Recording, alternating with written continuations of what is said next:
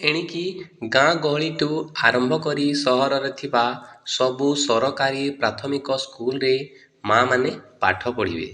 ପ୍ରତି 2 ମାସରେ ଥରେ ସ୍କୁଲରେ ମାଆମାନଙ୍କ ବୈଠକ କରି ସେମାନେ କିଭଳି ନିଜର ପିଲାଙ୍କ ଦକ୍ଷତା ବିକାଶ କରିପାରିବେ ଓ ସରଳ ଭାବେ ମିଶାଣ ଫେଡ଼ାଣ ସହ ବିଭିନ୍ନ ପ୍ରକାରର ଫୁଲ, ଫଳ, ଋତୁ ଆଦି ସମ୍ପର୍କରେ ଜ୍ଞାନ ଆହରଣ କରିପାରିବେ, ସେ ସମ୍ପର୍କରେ ସେମାନଙ୍କୁ ପ୍ରଶିକ୍ଷିତ କରାଯିବ। ଆଉ ମାଆମାନେ ଯେଭଳି ନିଶ୍ଚିତ ଭାବେ ଏହି ବୈଠକକୁ ଆସିବେ, ତାହା ସମ୍ପୃକ୍ତ ସ୍କୁଲର ପ୍ରଧାନ ଶିକ୍ଷକ ଓ ଶିକ୍ଷକ ଶିକ୍ଷୟିତ୍ରୀମାନେ ସୁନିଶ୍ଚିତ କରିବେ। କେବଳ ପ୍ରଥମରୁ ତୃତୀୟ ଶ୍ରେଣୀରେ ପଢ଼ୁଥିବା ପିଲାମାନଙ୍କର ମାଆମାନେ ଏହି ବୈଠକକୁ ଆସିବେ, ଏଭଳି କିଛି ଗାଇଡ଼ଲାଇନ୍ ରାଜ୍ୟ ସ୍କୁଲ ଓ ଗଣଶିକ୍ଷା ବିଭାଗ ପକ୍ଷରୁ ଜାରି ହୋଇଛି।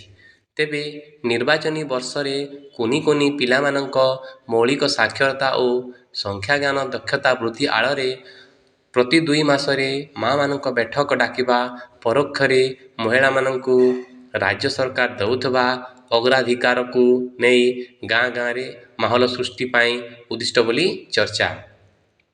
ସରକାରୀ ପ୍ରାଥମିକ ସ୍କୁଲରେ ମାଆମାନଙ୍କ ବୈଠକ ବା ମାତୃ ସମ୍ମିଳନୀ ପ୍ରଥମ ଥର ପାଇଁ ଆୟୋଜନ ହେଉଛି।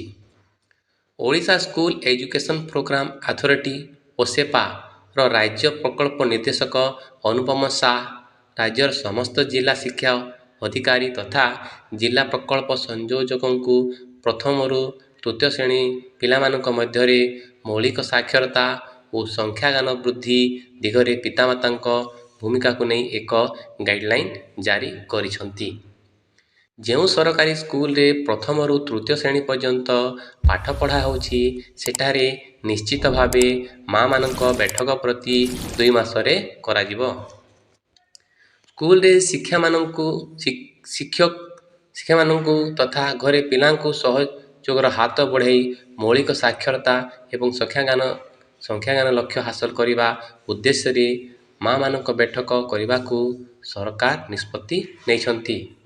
ଶିଶୁର ପ୍ରଥମ ଗୁରୁ ମାତାପିତା। ପ୍ରତ୍ୟେକ ପିତାମାତା ନିଜ ପିଲାର ଭାଷାଗତ ଓ ଗାଣିତିକ ଦକ୍ଷତା ବୃଦ୍ଧି କରିବା ଦିଗରେ କିଭଳି ସକ୍ଷମ ହୋଇପାରିବେ, ତାର ଉପାୟ ସରକାର ଜଣାଇବେ। ମାଆମାନଙ୍କ ସହ ବୈଠକ ବେଳେ କ'ଣ ସବୁ ଆଲୋଚନା ହେବ, ମାଆମାନଙ୍କୁ କେଉଁ ସବୁ ପ୍ରସଙ୍ଗରେ ପ୍ରଶିକ୍ଷିତ କରାଯିବ, ତାର ଏକ ବିସ୍ତୃତ ତାଲିକା ସରକାରଙ୍କ ପକ୍ଷରୁ ଦିଆଯାଇଛି।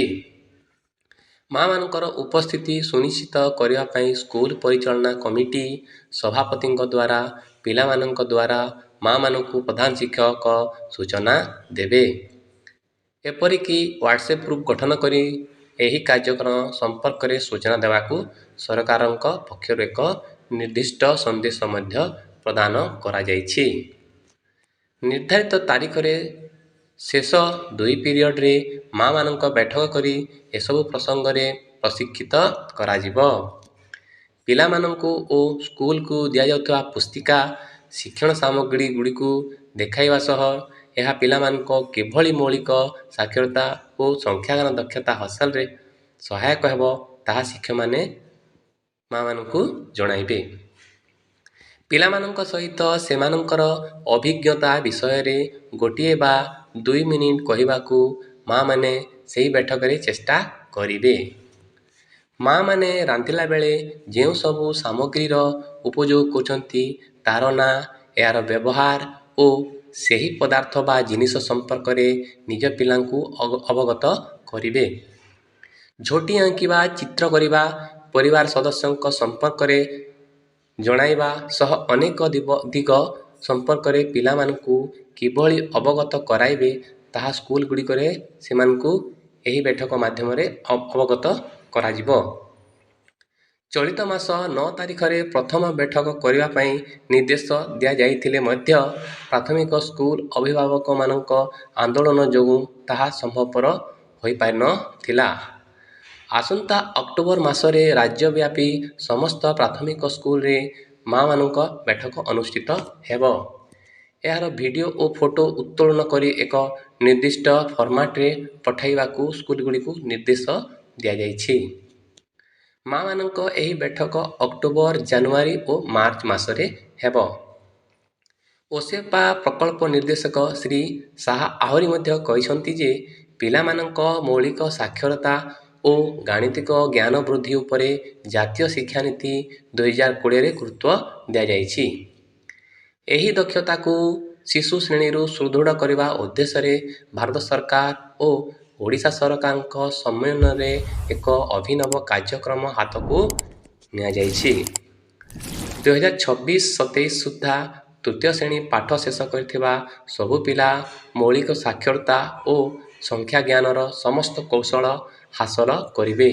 ଫଳରେ ପରବର୍ତ୍ତୀ ଶ୍ରେଣୀରେ ପାଠ ବୁଝିବାରେ ପିଲାର ଅସୁବିଧା ହେବନି। ମୌଳିକ ସାକ୍ଷରତାରେ ପିଲାଟିଏ ସ୍ପଷ୍ଟ ଭାବେ କଥା କହିବା ସହ ଅକ୍ଷର ଚିହ୍ନି ବିନା ବାଧାରେ ପଢ଼ିପାରିବ, ବୁଝିପାରିବ ଓ ନିଜ କଥା ଓ ବିଚାରକୁ ଲେଖି ପରିପ୍ରକାଶ କରିପାରିବ। ସେହିପରି ମୌଳିକ ସଂଖ୍ୟାଜ୍ଞାନ ହାସଲରେ ପିଲାଟି ଛୋଟ ଓ ବଡ଼, କମ୍ ଓ ବେଶୀ ଆଦି ପ୍ରାକ୍ ସଂଖ୍ୟା ଜାଣିବା ସହ ଛୋଟ ଛୋଟ ମିଶାଣ, ଫେଡ଼ାଣ ଆଦି କରିପାରିବ। ବିଭିନ୍ନ ଆକୃତି ଓ ଛୋଟ ଛୋଟ ଜିନିଷର ମାପ କରିପାରିବ ବୋଲି ଏହି ଦକ୍ଷତା ହାସଲ କରିବା ପାଇଁ ସରକାରଙ୍କ ପକ୍ଷରୁ ଉଭୟ ପିଲା ଓ ଶିକ୍ଷକଙ୍କୁ ସ୍ୱତନ୍ତ୍ର ପୁସ୍ତିକା ସହ ଶିକ୍ଷଣ ସାମଗ୍ରୀ ପ୍ରସ୍ତୁତ କରାଯାଇ ସ୍କୁଲରେ ବଣ୍ଟନ କରାଯାଇଛି। ତେବେ ସାଧାରଣ ନିର୍ବାଚନକୁ ମାତ୍ର ଆଉ 6 ମାସ ବାକି ଥିବାବେଳେ ସଂସଦରେ ପାରିତ ହୋଇଥିବା ମହିଳା ସଂରକ୍ଷଣ ବିଲ୍ର ଶ୍ରେୟ ନେବାକୁ ଉଭୟ ବିଜେପି ଓ ବିଜେଡି ନିଜର ପ୍ରୟାସ ଜୋରଦାର କରିଥିବା ବେଳେ ଗାଁ ଗହଳିରେ ପ୍ରାଥମିକ ସ୍କୁଲଗୁଡ଼ିକରେ ପ୍ରତି 2 ମାସରେ ମା'ମାନଙ୍କ ବୈଠକ ଡକାଯିବା କେତେ ଫଳପ୍ରଦ ହେଉଛି ତାକୁ ନେଇ ସାଧାରଣରେ ଚର୍ଚ୍ଚା ହେଉଛି। ସୂଚନାଯୋଗ୍ୟ, ରାଜ୍ୟରେ ମୋଟ ପ୍ରାୟ 57,000 ସରକାରୀ ପ୍ରାଥମିକ ସ୍କୁଲର ମଧ୍ୟରୁ ପ୍ରାୟ 36,500 ସରକାରୀ ପ୍ରାଥମିକ ସ୍କୁଲରେ ପ୍ରଥମରୁ ତୃତୀୟ ଶ୍ରେଣୀ ପର୍ଯ୍ୟନ୍ତ ପାଠପଢ଼ା ହେଉଛି।